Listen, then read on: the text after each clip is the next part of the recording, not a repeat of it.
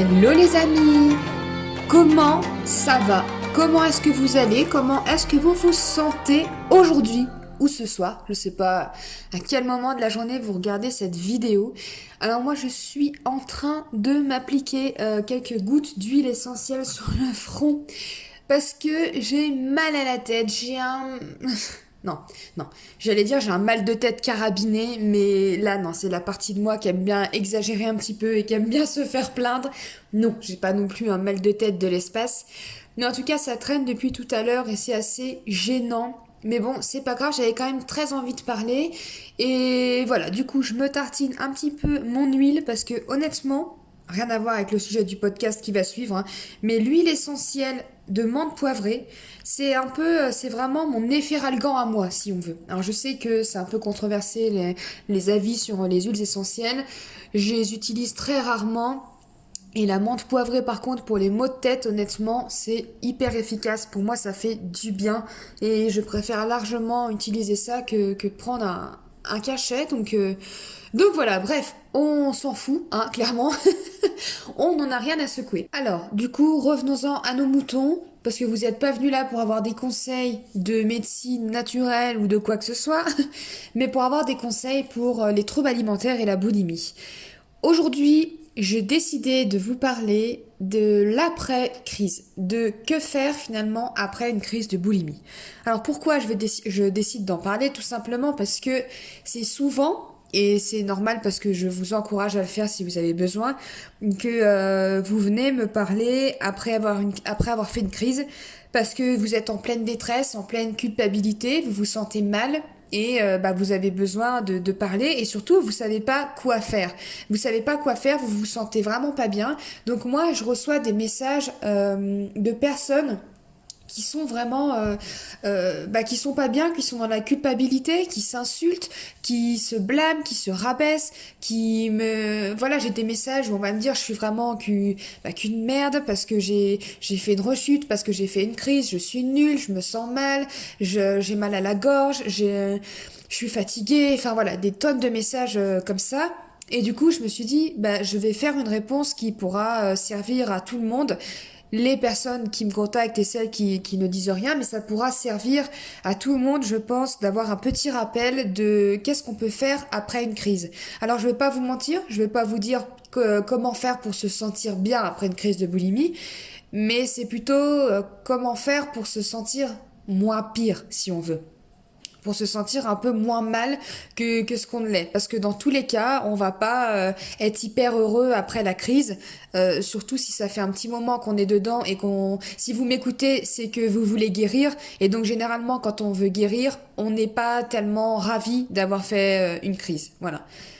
Donc, du coup, je vais vous balayer un petit peu plusieurs conseils que moi j'appliquais et qui me faisaient du bien. On n'est pas... Enfin, voilà, ça. Ne vous blâmez pas si vous n'arrivez pas à appliquer ces conseils. Pareil, je l'ai vécu.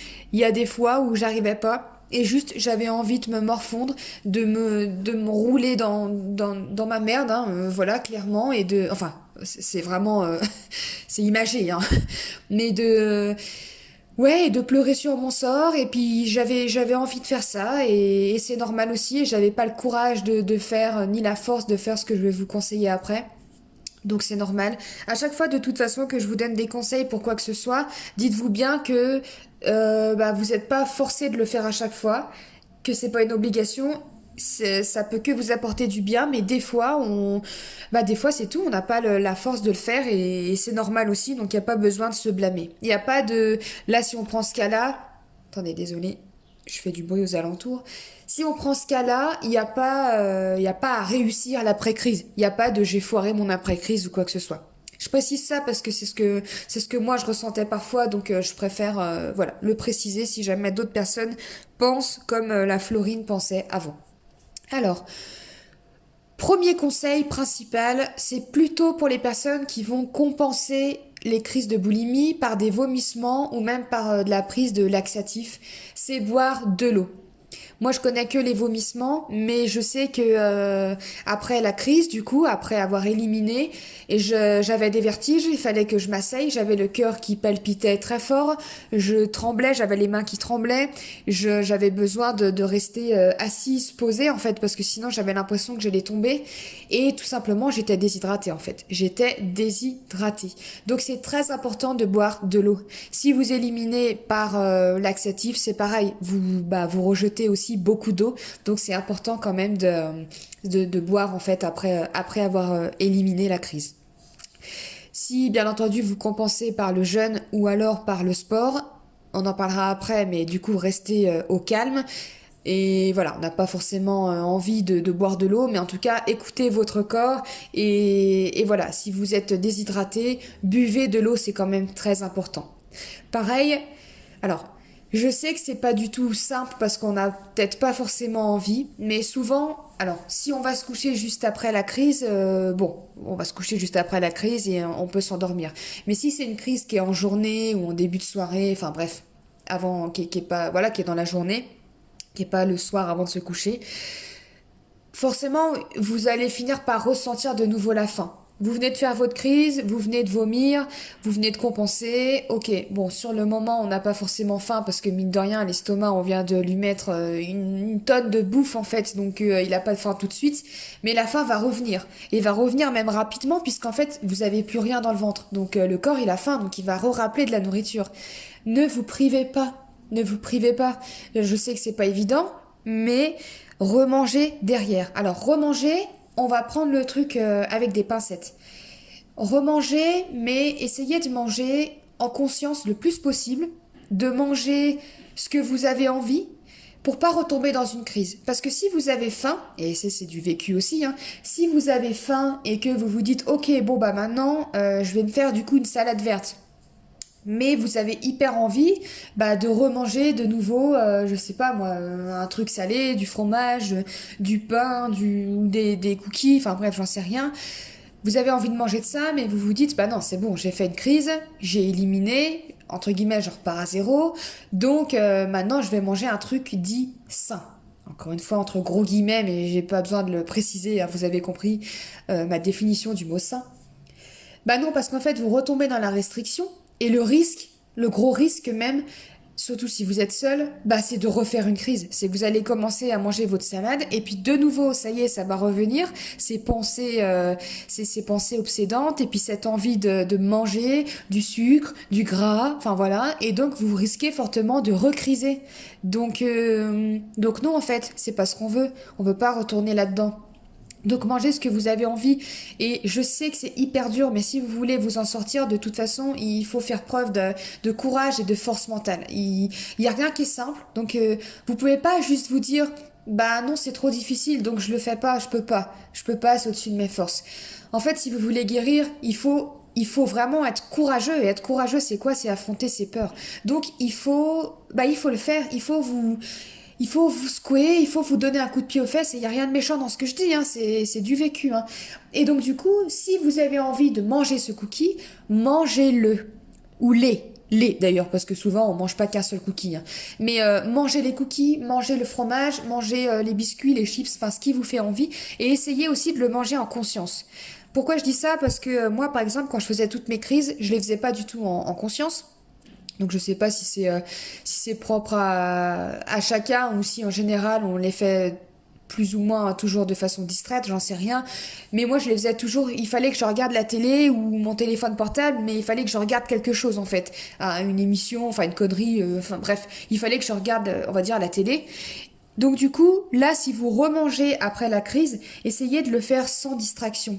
Et surtout sans les distractions que vous utilisez quand vous mangez, quand vous faites des crises. Donc moi, je reprends l'exemple de la télé, de manger mes cookies si c'est ce dont j'avais envie, et de le faire en conscience, c'est-à-dire en étant le plus possible dans le moment présent et sans la télé. Parce que la télé, forcément, je risque de replonger du coup. Mon cerveau avait associé aussi ce truc de, voilà, télé, manger devant la télé, ça veut dire... Enfin, regarder la télé d'ailleurs voulait dire manger. Et du coup, notamment, bah, si je mange devant la télé, souvent ça pouvait finir en crise parce que bah, j'étais habituée à ce que ça se passe comme ça et mon cerveau était habitué à ce que ça se passe comme ça. Donc, vous, si c'est pas la télé, enfin voilà, je vous laisse vous faire le travail d'identifier. Ça, on en parlera aussi après d'ailleurs. Mais je vous laisse faire ce travail et puis du coup d'éviter en fait de reproduire exactement le même schéma que vous faites quand vous êtes en crise, mais de manger, de pas vous priver. Parce que c'est pareil, même si vous mangez rien du tout, ça reste de la restriction. Donc c'est que retarder le moment de la prochaine crise si on veut. Donc voilà, pour l'instant je récapitule, boire de l'eau et manger dès que vous avez faim, manger et manger ce dont on a envie. Et encore une fois, si c'est quelque chose qui nous fait peur, on le fait quand même parce que nous, on est des badass, on est des putains de guerrières et de guerriers. Et du coup, on affronte nos peurs. Ok les meufs? Et d'ailleurs, je rebondis une petite astuce. Même si vous avez pas faim ou quoi que ce soit, pour les personnes qui compensent par les vomissements, la banane est très bien après avoir vomi parce qu'elle est riche en potassium et on en a besoin après avoir vomi. Donc petit conseil, si vous avez ça chez vous, mangez, buvez de l'eau et mangez au moins une banane, même si c'est une demi-banane, si c'est des grandes bananes, mais pour voilà, quand même pour apporter un peu de carburant à son corps.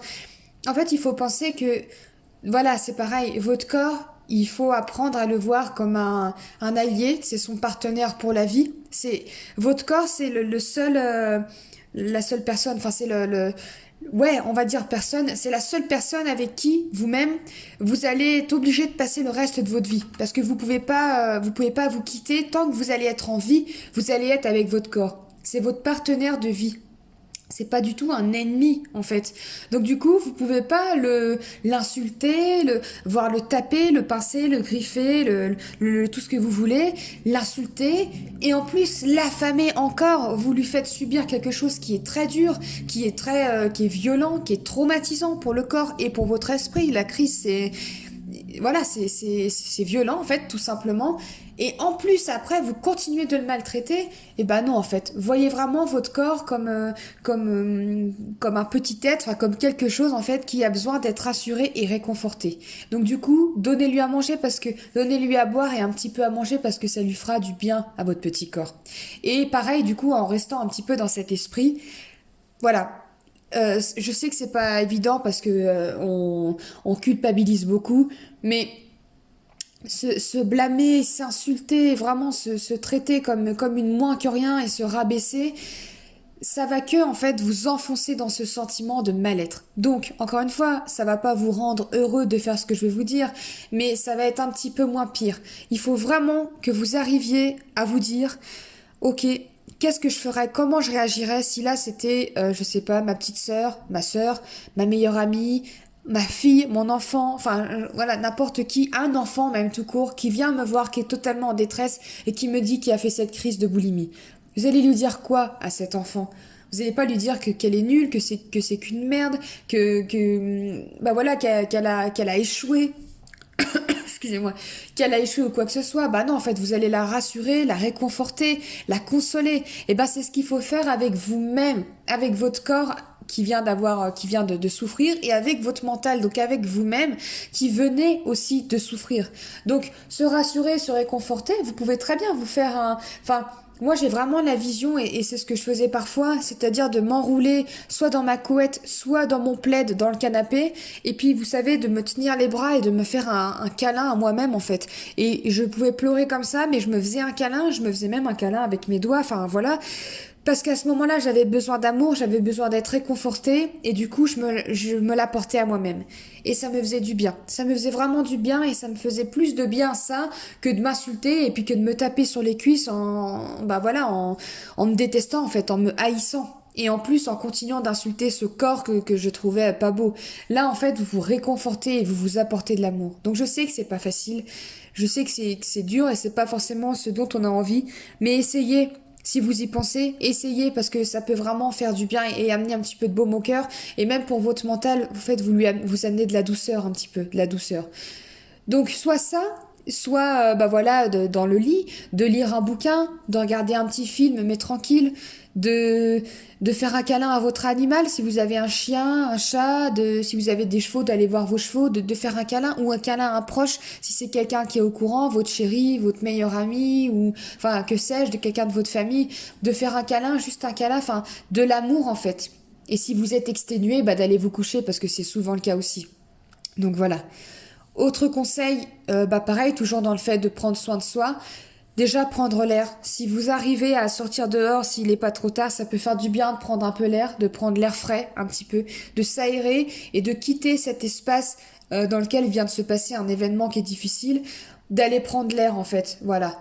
Ou alors d'ouvrir les fenêtres et de vous mettre un petit peu à la fenêtre si vous pouvez pas sortir, ne serait-ce que pour prendre de l'air frais parce que ça fait vraiment du bien de réoxygéner un petit peu ses poumons, de prendre une douche, ça peut faire aussi beaucoup de bien, une douche ou un bain, que ça soit fraîche ou chaud, après ça c'est comme vous voulez, mais prendre une douche c'est pareil, on a cette impression de se laver un petit peu et voilà, on fait couler, on peut se sentir sale en plus à ces moments-là, donc du coup ça fait du bien, on a l'impression de se purifier un petit peu, l'eau qui coule sous le corps, et puis c'est toujours réconfortant de prendre une bonne douche chaude ou fraîche, encore une fois ça dépend de vos envies, ou un bon bain. Là le but de toute façon c'est vraiment de prendre soin de soi en fait. Donc ça, je reviens du coup pour le point du sport, pour les personnes surtout qui compensent avec le sport, ou qui compensent pas que avec le sport, mais je sais que moi quand je faisais mes crises en journée, souvent, j'allais quand même au sport après, parce que j'avais cette impression je voulais entre guillemets éliminer les restes qui pouvaient y avoir de la crise. Grossière erreur. Pas de sport, le corps il est épuisé, votre corps il est exténué, il vient de vivre quelque chose de difficile, de traumatisant, je le répète. Donc il a besoin de se reposer. Et votre mental aussi, d'ailleurs. Donc ça sert à rien d'aller se tuer au sport. De toute façon, ça sera pas bénéfique du tout parce que le corps, il a déjà plus d'énergie, il a plus de carburant ou plus de jus. Donc en fait, ça sert à rien de lui remettre une séance de sport dans la tronche. Voilà. Reposez-vous, c'est vraiment le plus important. Et puis du coup, pareil, si c'est votre manière de compenser tout court, non, en fait, prenez soin de vous, le temps de digérer tranquillement et pas de sport. Voilà, je le répète 1000 fois. Prenez soin de vous. Je fais une mini parenthèse, mais c'est quand même affolant comment l'huile essentielle marche trop bien parce que ça va déjà beaucoup mieux. Bref, c'était la petite parenthèse. Je continue. Alors, une astuce que moi je trouve géniale et qui m'a beaucoup aidée. Alors que ce soit juste après la crise ou alors une fois que ça y est, que ça va un peu mieux, que vous vous êtes reposé, l'écriture. L'écriture, les gars, ça fait trop de bien. Alors, moi, j'adore passer par l'écriture. C'est hyper... j'adore ça, en fait. Mais ça peut être, peut-être que vous aimez parler. Donc, du coup, vous pouvez vous enregistrer sur des vocaux. Même si c'est des vocaux que vous ne relirez pas, c'est pas grave. Moi, je lis pas... d'ailleurs, je lis rarement, finalement, ce que j'écris. Et ça peut être pareil pour des vocaux, mais c'est vrai que quand il y a une trace quelque part, plutôt que de juste parler comme ça tout seul, généralement quand on l'enregistre, que c'est enregistré quelque part, ça n'a pas le même effet. Donc déjà, vider ses poubelles mentales. On vide tout ce qu'on a dans la tête. Tout ce qu'on pense, tout ce qui nous passe par la tête, on l'écrit. Voilà, que ça soit positif, négatif, tout ce que vous voulez. On balance tout, on vide son esprit et on couche tout sur papier ou on couche tout sur un vocal, enfin peu importe. Mais on vide un peu ses poubelles mentales.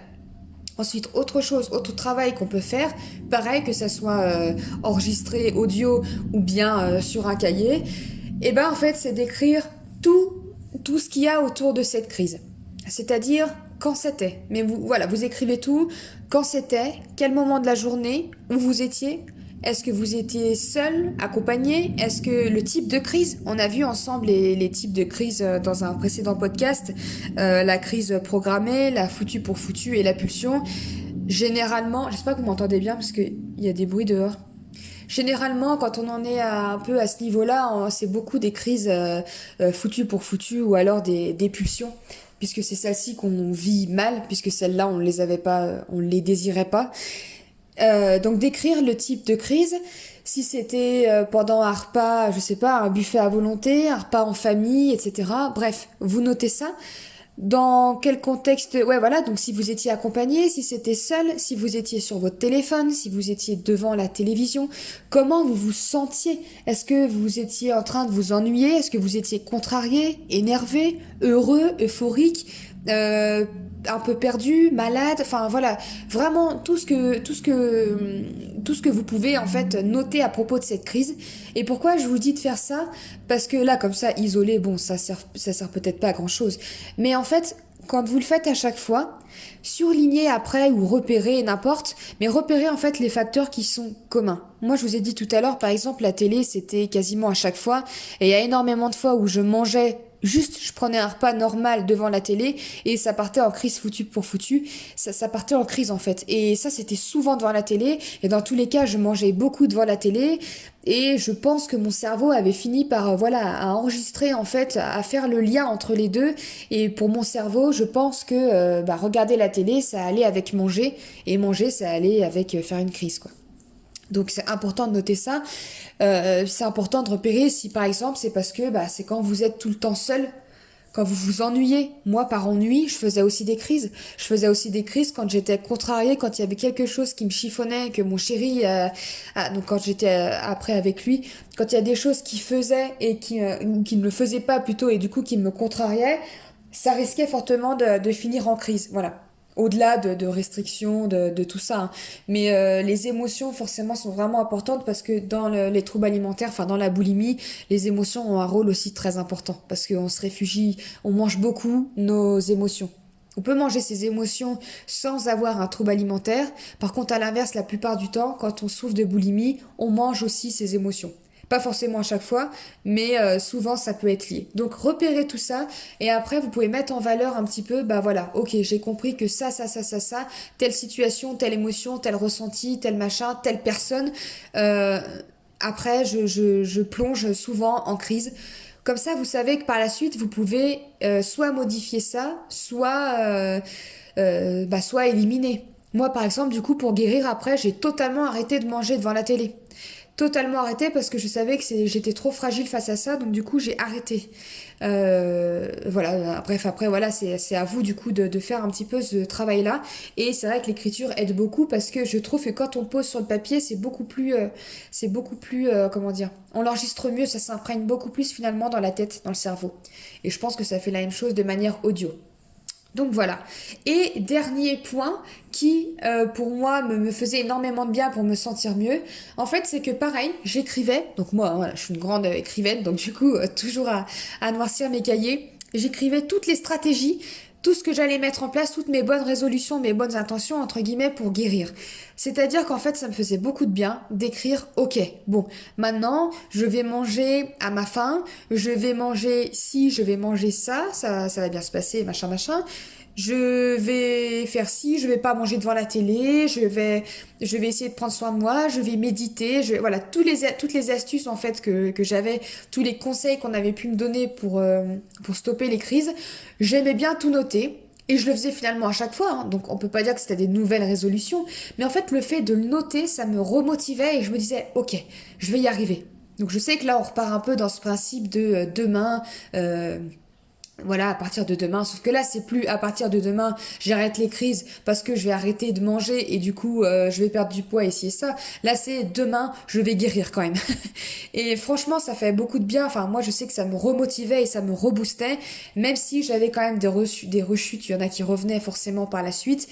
J'étais en fait hyper remotivée et ça me faisait du bien sur le moment. Voilà, donc je rappelle que de toute façon cet épisode c'est justement des petits conseils que vous pouvez faire pour vous sentir moins mal après une crise de boulimie parce que on n'est jamais heureux après avoir fait une crise, on est souvent déçu, surtout quand on est dans cette phase où on veut guérir. Donc voilà, c'est un peu les conseils que je peux vous apporter. Il y en a peut-être d'autres, moi c'est ceux que j'ai expérimentés et qui m'ont fait du bien. N'hésitez pas du coup à partager hein, dans les commentaires ou repartager l'épisode, le podcast sur Instagram et puis de partager en même temps du coup vos conseils. Enfin, n'hésitez pas à faire ça parce qu'il y a peut-être d'autres choses qui vous font du bien que moi dont j'ai pas parlé parce que c'est quelque chose que je ne faisais pas ou auquel j'avais pas pensé. Enfin bref. Ça peut toujours faire du bien en fait à tout le monde. N'oubliez pas qu'on est là pour s'entraider. Je vous apporte tout mon savoir, tout ce que j'ai mis en place pour guérir et pour me sentir mieux. Mais vous aussi, entre vous, vous avez un rôle majeur parce que en fait, c'est se soutenir. Alors je dis on se soutient, mais voilà, je ne vis plus les crises de boulimie, mais en tout cas le but est aussi de pas se sentir seul, et donc n'hésitez pas à partager, parce que même entre vous, ça fait du bien de voir qu'on n'est pas seul. Voilà, ça fait vraiment du bien, et puis du coup de s'entraider, enfin voilà, c'est que du bonus, c'est que du bonus. Et si, justement, d'ailleurs, je rebondis sur ce point, parlez du coup, en parler si besoin, et vous confier. Alors, on n'a pas tous une personne à qui on peut en discuter, à qui on peut parler, à qui on peut... On n'a pas tous une personne qu'on peut appeler et qu'on peut dire, écoute, j'ai fait une crise, je me sens pas bien, et puis se confier. On n'a pas tous la chance d'avoir quelqu'un comme ça dans son entourage. Mais les copains, je vous le reprécise encore, si jamais, moi je suis là pour vous en fait. Je suis là pour vous et quand vous venez me parler après avoir fait une crise, j'essaye de répondre au plus vite que je peux et pour vous soutenir un petit peu dans cette petite, ce moment qui est très inconfortable et qui est très difficile à vivre. Donc en fait, n'hésitez pas. Si jamais vous vous sentez seul, que vous n'avez pas de personne de confiance dans votre entourage, je suis là, les amis. Je suis là. N'oubliez pas. Un petit message sur Instagram, un petit mail sur ma boîte mail si vous voulez. Enfin, voilà. Je suis là et vous pouvez parler. Vous savez que quand vous venez me parler, forcément, bah, il n'y a aucun jugement, il y a aucune critique. Il n'y a que de la compréhension et de la compassion. Et de l'amour, les amis. De l'amour. Voilà, j'espère que ce podcast vous aura fait du bien. N'hésitez pas à le réécouter, à l'écouter justement après avoir fait une crise. Réécoutez-le en fait, ça peut peut-être vous faire du bien. Et puis, si quand vous m'écoutez, vous venez de faire une crise, sachez que vous n'êtes pas seul, que malheureusement, on est beaucoup à vivre ce genre de choses ou à avoir vécu ce genre de choses. Vous n'êtes pas seul, vous n'êtes pas folle, vous n'êtes pas nul, vous n'êtes pas une merde, vous n'êtes pas incapable, voilà, vous n'êtes rien de tout ça, vous n'êtes pas faible, vous êtes juste une personne qui souffre d'une maladie et qui est en train de tout faire pour guérir et qui va guérir. Et ça, c'est quasiment certain, parce que si moi je l'ai fait, il n'y a pas de raison que vous ne puissiez pas le faire non plus. Voilà. Et je terminerai encore une fois par une grosse dose d'amour. Je vous envoie beaucoup d'amour. Je vous aime fort. Et puis, vous n'êtes pas seul. Encore une fois, je ne le répéterai jamais assez. Et n'hésitez pas, si besoin, ma porte Instagram, ma porte mail, et vous sera toujours ouverte. Voilà les copains, je vous fais de gros bisous, je vous souhaite une belle journée, une belle soirée, je sais pas où vous en êtes quand vous m'écoutez. Je vous dis à la semaine prochaine pour un tout nouvel épisode du podcast. On se retrouve sur Instagram tout de suite si vous voulez. Je vous fais de gros bisous et je vous dis à la prochaine. Ciao.